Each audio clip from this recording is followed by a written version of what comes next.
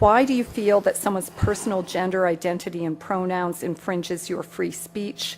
Can one not also argue, based on your interpretation, that professors can use racial slurs in their classroom and that the inability to do so would violate their freedom of speech? Well, that's pretty much the same question, I think. I think that we're crossing a dangerous line, and the line is the requirement that's being put upon people by government agencies with the full force of the law behind them to decide what language categories you're going to use.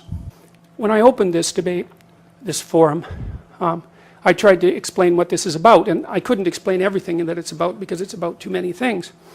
But one of the things it's about is ideology and the distinction between the left and the right. And let's say, now, I truly believe that these made-up pronouns, of which there are many, dozens in fact, and there's no consensus on them. I was just going to ask if you could go back to the point about the analogy between the racial slur and the I don't think there's any analogy at all. But I think the difference between, I'm talking about compelled speech. There's a difference between saying that there's something you can't say and saying that there are things that you have to say.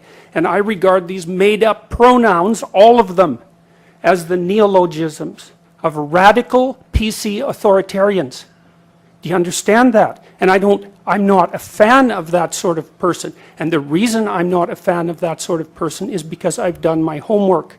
I've read everything I can get my hands on in the development of authoritarian political systems, and I know the literature inside out and backwards.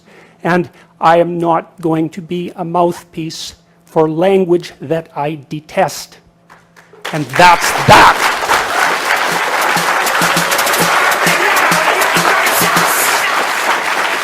Turn down for what? Turn down for what? Turn down for what? You're fortunate that people don't validate your damn identities. Like, what makes you think you've got your identity figured out? You're really complicated, and you're clueless as hell about it, because you can't represent yourself entirely. You're the most complicated thing that exists. How are you going to come up with an accurate definition of your identity? You got 100 people out there helping you out if you've got any sense, if you're vaguely tolerable, and you know they're kind of hinting at you what, not only what you are, but what you might become. Man, you should welcome invalidation of your identity. And so what happens is that your parents, if they have any sense, train you, roughly speaking, to be vaguely acceptable to other people, and they keep nudging and winking at you every time you're a moron so that you get nudged into something approximating acceptable. And you're clued in enough to pay attention, so when someone raises an eyebrow or doesn't find your joke funny, or something rather subtle like that, you immediately revise your identity. And if I'm forced into a position where I have to validate your identity, it's like, what if your identity is wrong? What if it's pathological? What if it doesn't serve you well? And I start validating, you think I'm your friend? I'm not your friend at all. I'm a mirror for your narcissism. And you will disappear and drown. It's the motherfucking Eagle Double G. Snoop Dogg.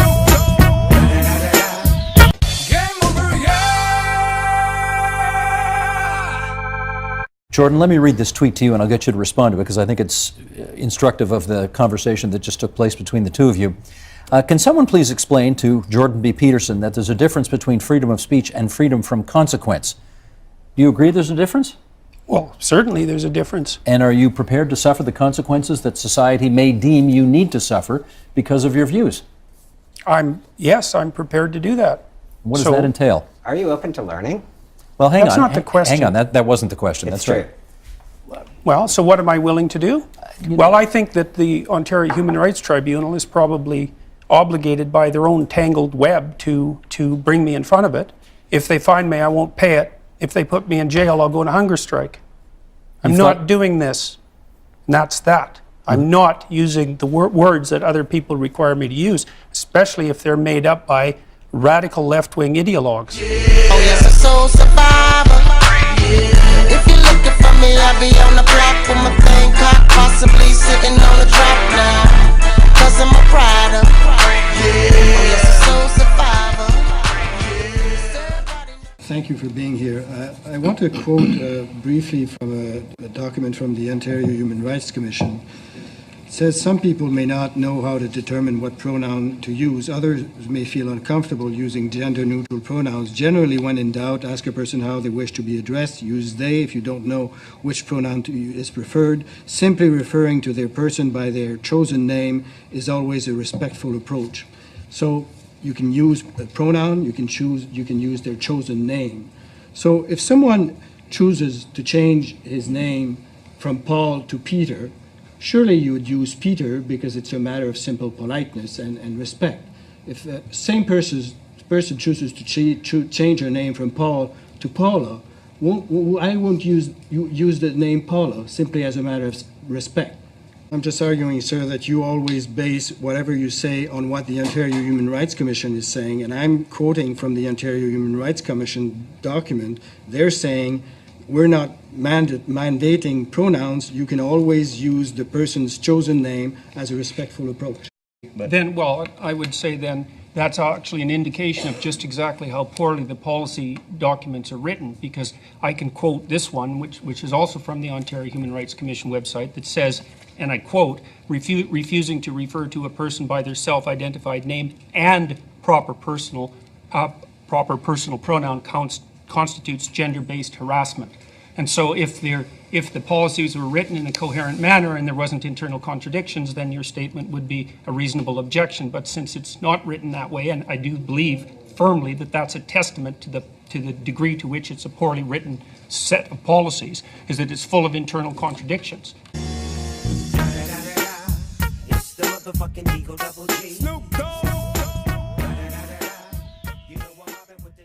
You look at the 1% even, the dreaded 1%, you know, most of those people are old. Why?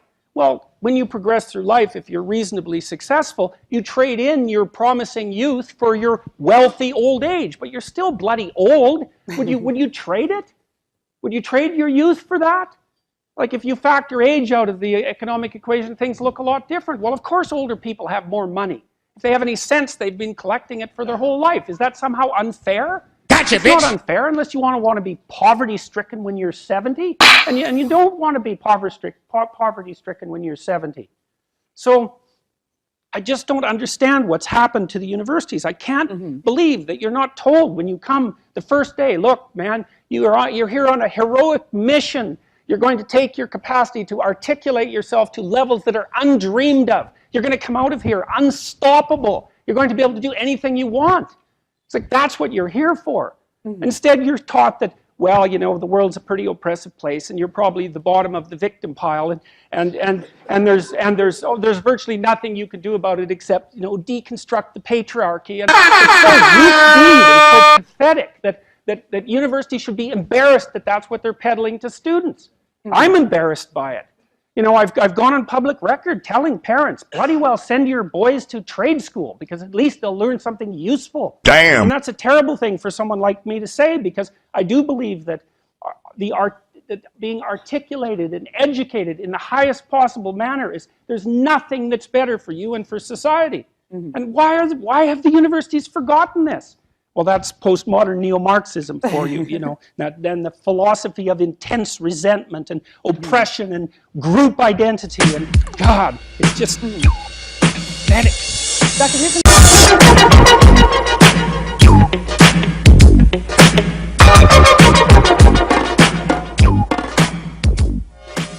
La revolución necesita de tu ayuda. Deposita, suscríbete, comparte los videos, apórtanos en el Patreon para que podamos seguir luchando por la libertad.